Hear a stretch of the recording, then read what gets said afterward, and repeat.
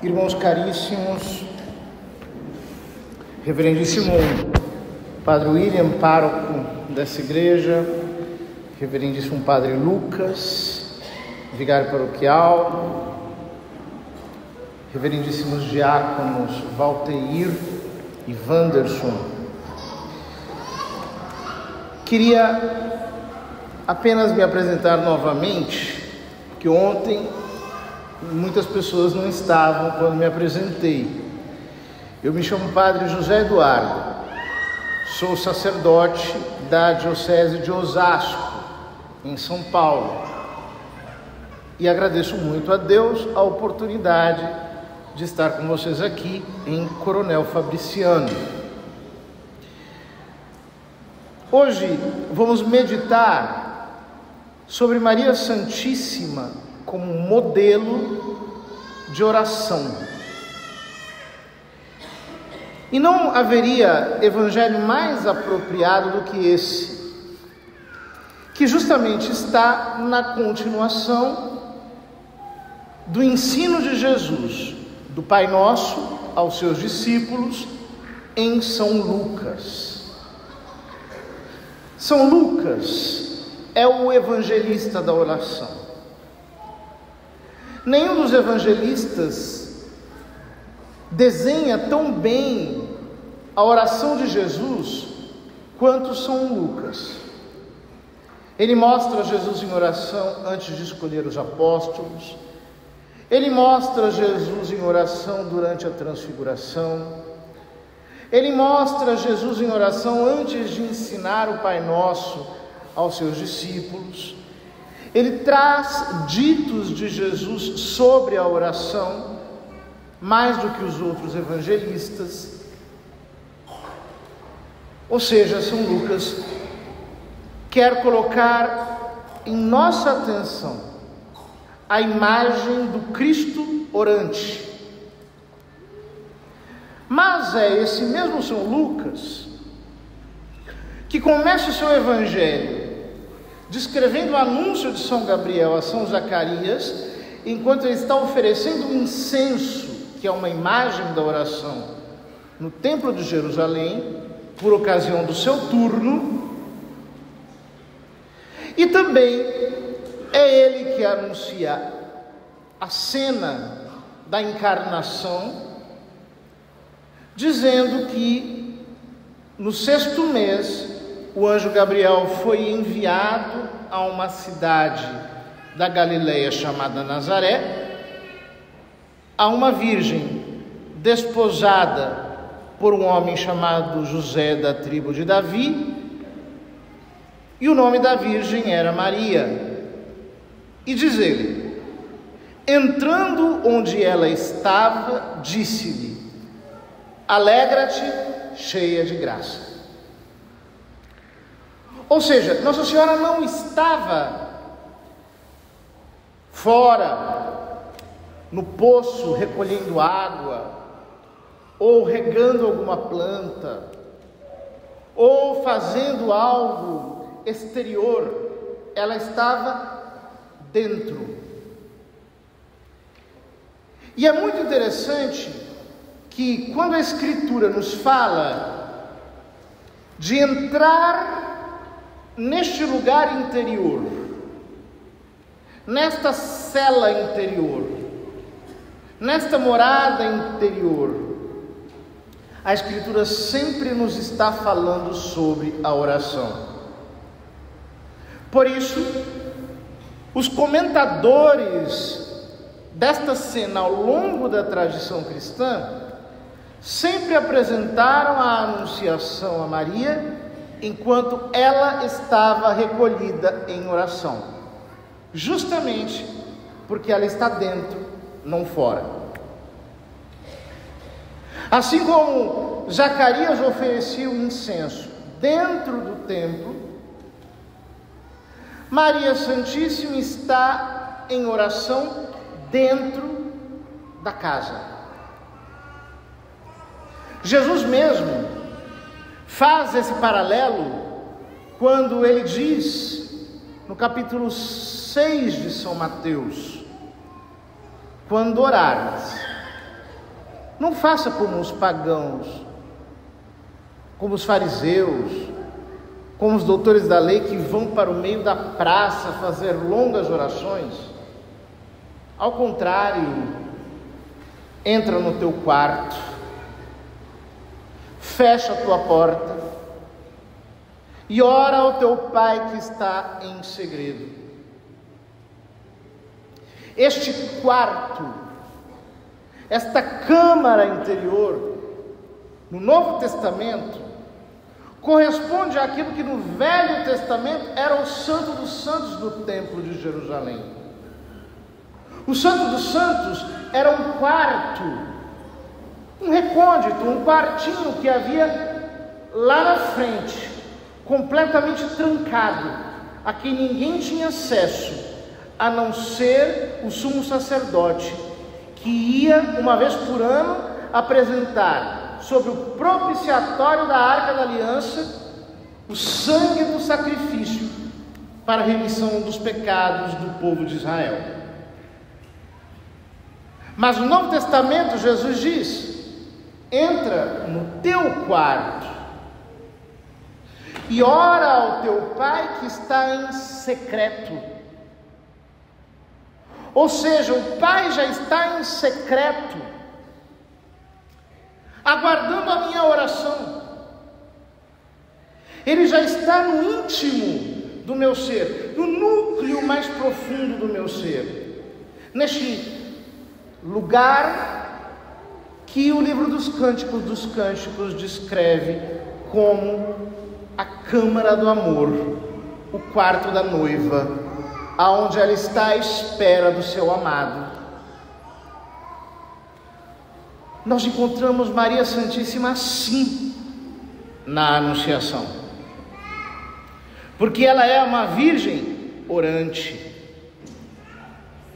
como as virgens prudentes de que Jesus nos fala no capítulo 25 de São Mateus. Ela está com a sua lâmpada acesa, aguardando a chegada do seu Senhor. É por isso que a imagem de Nossa Senhora Aparecida carrega um elemento tão simples, mas tão eloquente: as mãos da Santíssima Virgem postas como que nos convidando à oração. Assim como as mães fazem com os filhos, ensinando-os a juntar as mãozinhas para rezarem, e quando elas dizem, vamos rezar, eles juntam as mãozinhas assim como elas fazem. Maria Santíssima está na imagem de Aparecida como virgem orante, exortando você e eu a sermos orantes. Ela está em oração, exortando você e eu a permanecermos em oração. Por quê? Todos os bens que Deus pode nos dar chegam através da oração. Algumas pessoas, de uma maneira muito leviana, dizem, mas por que rezar se Deus já sabe daquilo que eu preciso? Por que pedir se Deus já conhece as minhas necessidades? Ora, por um motivo muito simples, porque Ele mandou. Nós acabamos de escutar no Evangelho Jesus a dizer, portanto eu vos digo, pedi e recebereis. E Santa Teresa, comentando este verso, diz, não pedi e não recebereis. E daí conclui Santo Afonso Maria de Ligório, quem reza se salva, quem não reza se condena. A oração é a chave que abre as portas do céu. Assim como a Virgem Santíssima recebeu o Verbo que se fez carne dentro dela através da oração, você receberá a palavra divina implantada em você através da oração. As sementes dos milagres, os pequenos germes dos prodígios, serão incubados na sua alma através de uma oração perseverante, contínua, amorosa, cheia de intensidade, de amor, como era a oração do coração imaculado de Maria, porque cheia de graça, a sua alma era como que encandecida incessantemente por uma caridade, por um amor avassalador. A oração da Santíssima Virgem subiu aos céus, porque o incenso só queima sobre o carvão aceso. Assim como a oração só sobe de um coração abrasado, de uma alma que está totalmente impregnada do amor divino, que queima de zelo, de caridade pelo Senhor na oração. É na oração que ela entende, é na oração que ela obedece. Faça-se em mim segundo a tua palavra. E é na oração que ela entende a hora de partir para a casa de Isabel.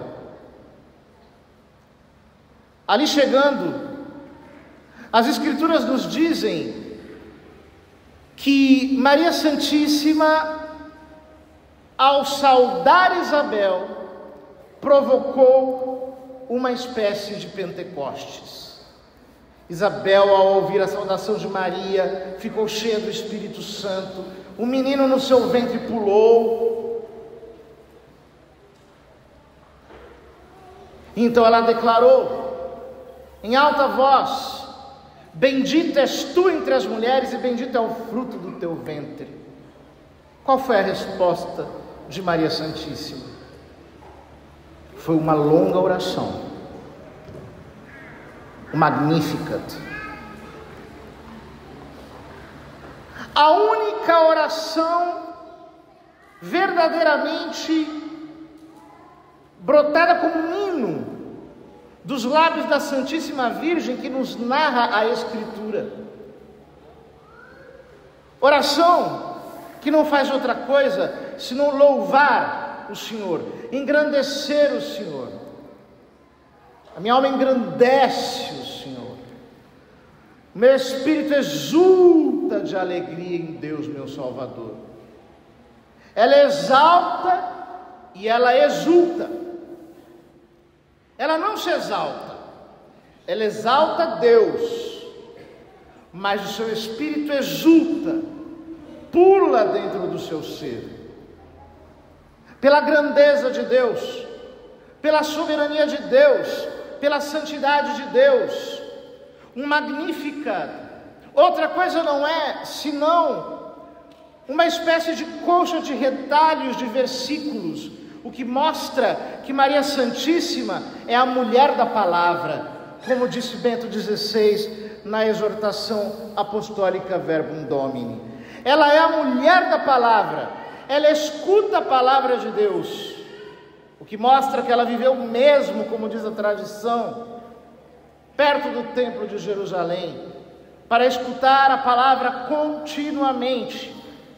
E mais, ela transforma a palavra em oração, porque aquele que ora a palavra, não ora o pedido, ora a resposta. É por isso que a igreja, em sua oração litúrgica, usa os salmos. Os 150 salmos são a oração litúrgica que todos os sacerdotes, todos os clérigos, todos os monges do mundo inteiro e tantos leigos levam a Deus sem cessar, proclamando recitativamente a sua palavra, pelo menos 5 vezes ao dia para os clérigos seculares e 7 vezes ao dia para os monges. Porque aquele que ora a palavra, ora a resposta. Quando a nossa oração é vivificada pela palavra, é iluminada pela palavra, nós trazemos ao Senhor as suas promessas feitas a nós. O profeta Isaías, no capítulo 62 da sua profecia, diz algo extremamente importante. Ele chora sobre os muros de Jerusalém. E ele diz: sobre os teus muros, Jerusalém, como um guarda, dia e noite, eu proclamo a palavra para fazer lembrado o Senhor de suas promessas. Esta é a oração de Esther, que antes de comparecer diante de Assuero diz: Senhor, lembra do que fizeste aos nossos pais, lembra do que prometeste a eles. Esta é a intercessão de Moisés, no capítulo 32 do livro do Êxodo, quando ele intercede pelo povo, mostrando a Deus as promessas que ele havia feito. Esta é a oração que Daniel, no capítulo 10 da sua profecia, faz ao Senhor, lembrando de tudo aquilo que Deus havia feito no passado. E é nessa tradição de oração que Maria Santíssima eleva a Deus o seu Magnífica, dizendo: o Senhor prometeu aos nossos pais, em favor de Abraão e de sua descendência para sempre. O Senhor é grande, é o Senhor que derruba do trono os poderosos, é o Senhor que levanta os humildes, é o Senhor que tem prazer em despedir os ricos, os opulentos, aqueles que já têm de mãos vazias, mas ao faminto o Senhor se alegra em dar os seus dons. Quando nós oramos a palavra, nós paramos de ficar diante de Deus naquele espírito de derrota próprio daquele que não crê, pedindo ao Senhor: Senhor, me protege, Senhor, tem piedade de mim, eu não consigo, por favor, me socorre, me ajuda. E nós passamos a declarar quem Deus é. Senhor, eu te dou graças, porque aos teus amados o Senhor concede enquanto dorme, porque o Senhor é o meu pastor e nada me falta. Eu te glorifico porque o Senhor coloca o pão na minha mesa, porque o Senhor me dá fortaleza para viver em todas as circunstâncias, e eu sei que não serei confundido, não serei abandonado, não ficarei de mãos vazias, porque se até a erva do campo o Senhor proveu sustento, quanto mais a mim, que sou teu filho. Quando eu oro a palavra, a minha oração está alicerçada na fé. Não é uma oração de queixa, é uma oração de louvor. Não é uma oração que contempla a grandeza do problema, mas que confessa ao problema e que declara ao problema a grandeza do meu Deus. Esta oração faz com que a minha alma se torne intrépida. Esta oração faz com que o meu ser esteja continuamente energizado de fé. Esta oração é aquela de que fala o autor da carta aos Hebreus, quando diz que a fé é a substância das coisas que se esperam. É a fé que traz para a realidade. É a fé que toma a palavra como semente e materializa aqui, diante dos próprios olhos, exatamente como diz Jesus em Marcos no capítulo 11. Se você crer com todo o seu coração, sem duvidar, isto lhe acontecerá, isto lhe sucederá. Esta é a oração da fé. É uma oração que muitas vezes é discreta. Notem que Maria Santíssima, no Evangelho de São João, faz uma brevíssima oração a Jesus. Ela lhe diz simplesmente: eles não têm mais vinho. Jesus lhe responde: mulher, e aqui ele a chama de mulher, em referência ao que está no capítulo 3 do livro do Gênesis, quando Deus diz à serpente: porém inimizade entre ti e a mulher, entre a tua descendência e a dela. Ela te esmagará a cabeça, tu lhe ferirás o calcanhar. Ou seja, ao chamá-la de mulher, Jesus a está colocando na posição daquela que esmaga a cabeça da serpente. Ele lhe diz: mulher, o que temos com isso? Minha hora ainda não chegou. Porém, imediatamente ele começa a agir. Ela sequer pede, ela lhe apresenta o problema. Eles não têm mais vinho. Em consequência disso, ela age segundo a fé. Ou seja, ela chega aos serventes, aos copeiros e diz: enchei as talhas, fazei o que ele vos disser, fazei tudo o que ele vos disser. Jesus mandou-os encher as talhas, eles encheram 6 talhas d'água até a boca, e a água se transformou em vinho. Veja, Jesus não fez o milagre primeiro para eles agirem depois. Foi exatamente o contrário. Jesus os mandou agir, Maria Santíssima os mandou obedecer, e a consequência disso é que o milagre aconteceu. O nosso problema é que não basta você ficar na igreja pedindo oração.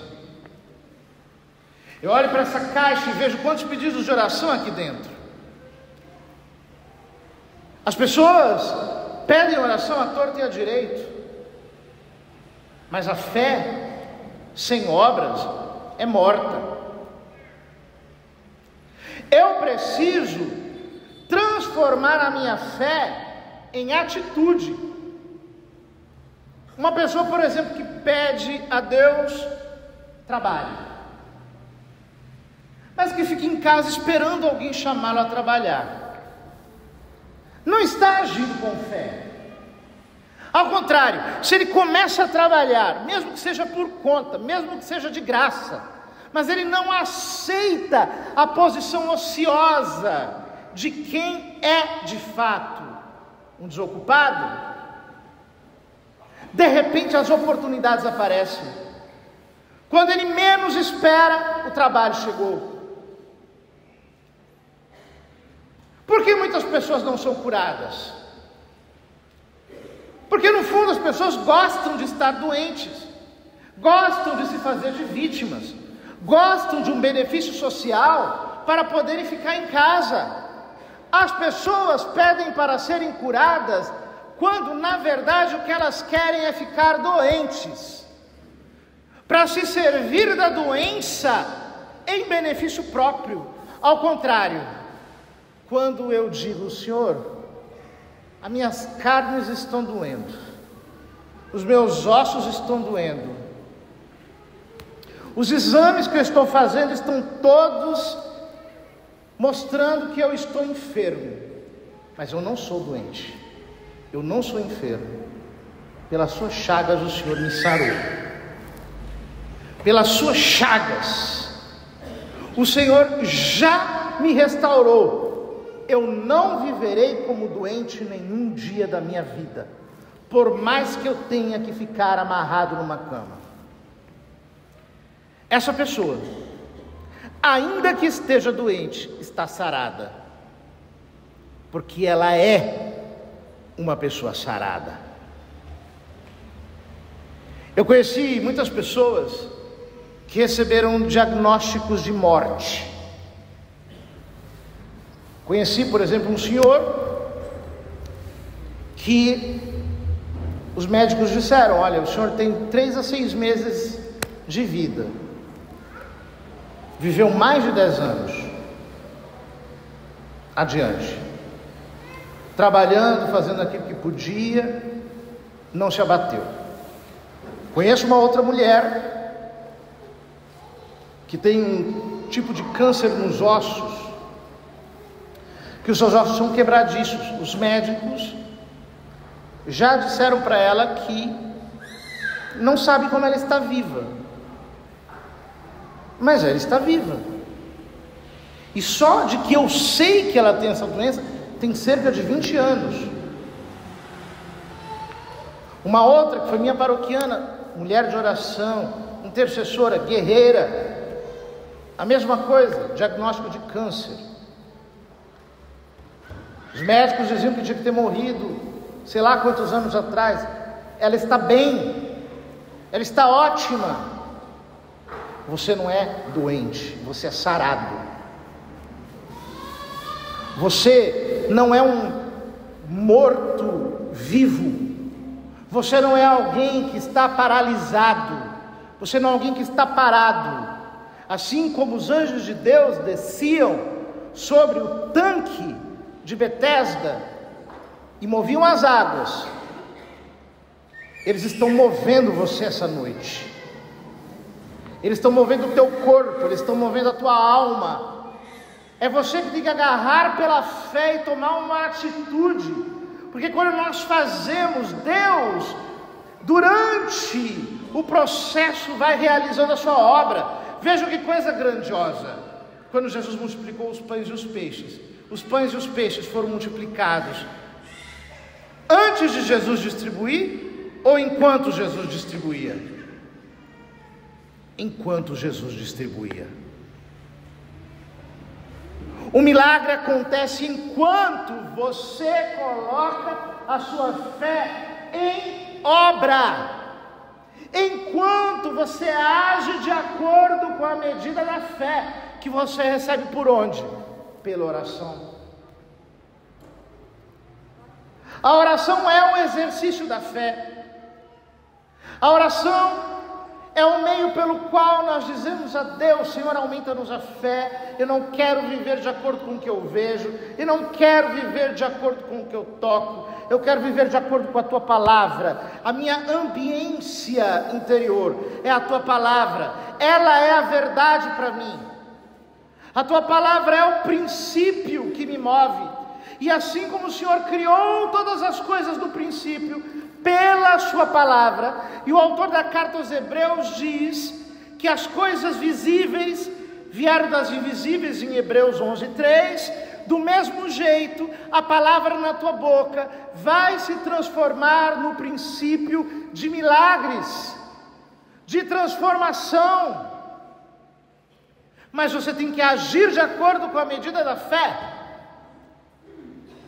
Note, meu querido irmão, Maria Santíssima passou a sua vida inteira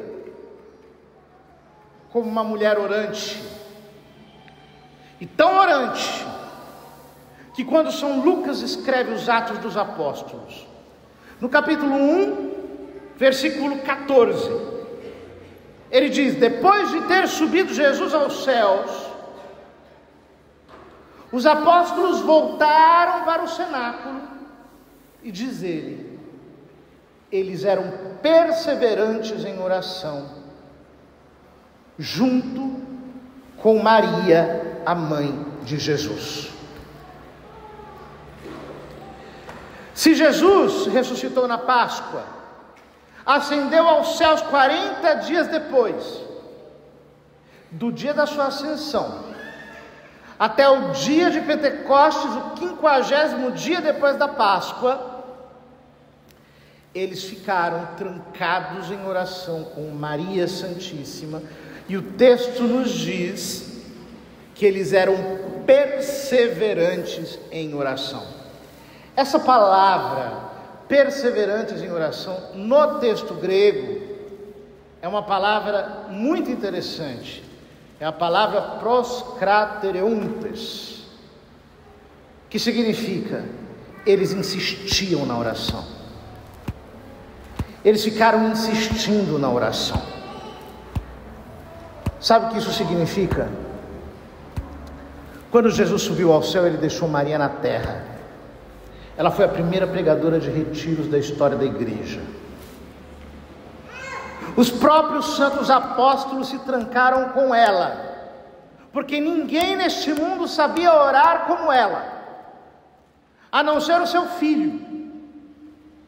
Eles precisavam receber o Espírito Santo, que na vida mística corresponde ao que Santa Teresa chama de oração infusa, que é quando, já no grau místico da oração, esta fonte de água viva que é o Espírito Santo flui no nosso espírito de maneira incontrolável. Eles precisavam receber o Espírito Santo.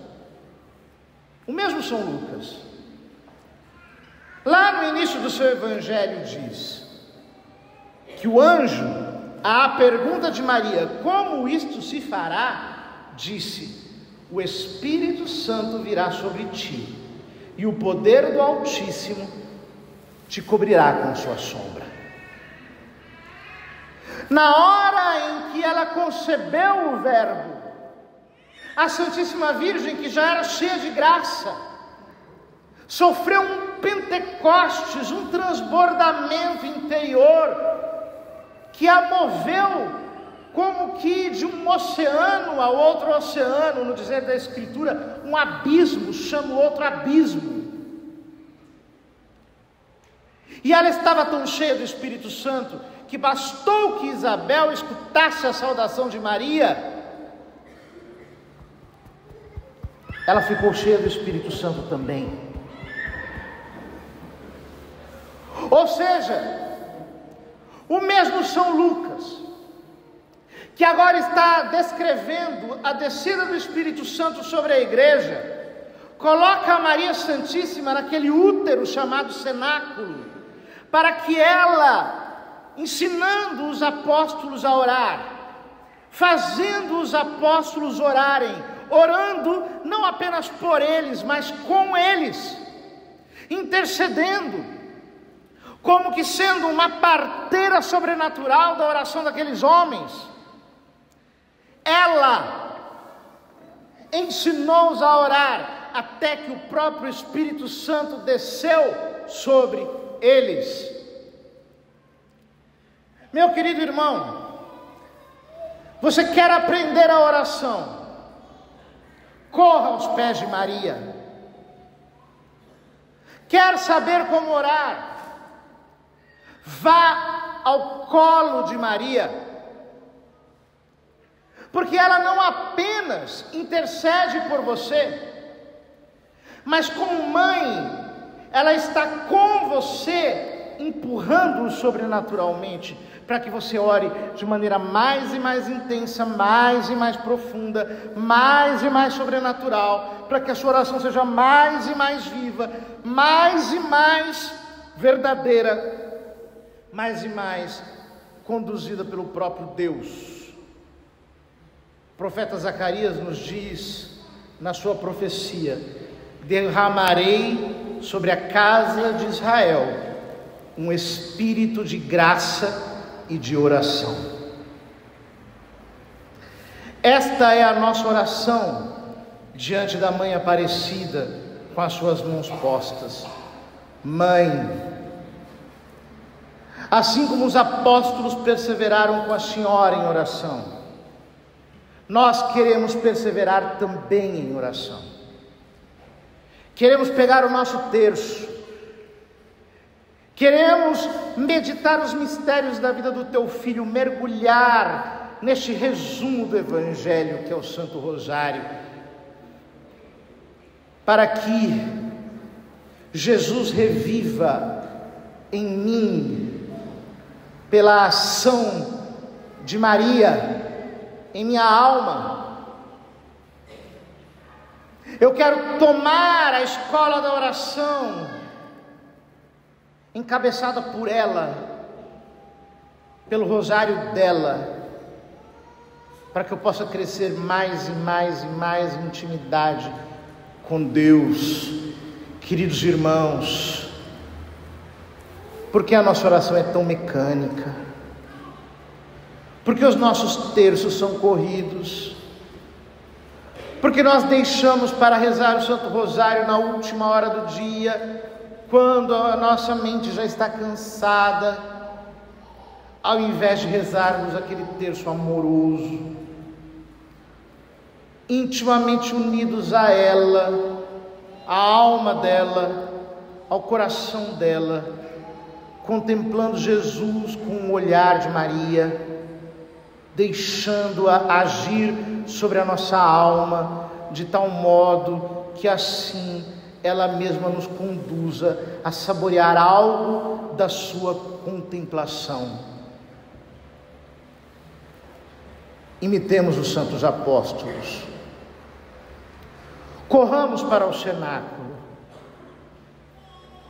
coloquemo-nos não apenas sob a proteção dela, mas sob a direção dela. E então, antes do que nós imaginemos, ela nos levará a ter experiências incríveis com o seu Filho Jesus Cristo. Você vai experimentar a graça de Deus, você vai ter intimidade com Ele, você vai transformar em vida aquelas palavras da Escritura: provai e vede como o Senhor é bom. Deixe-se guiar por Maria. Outra coisa ela não sabe fazer, senão conduzir-nos ao cerne da vida do seu divino Filho, nosso Senhor Jesus Cristo.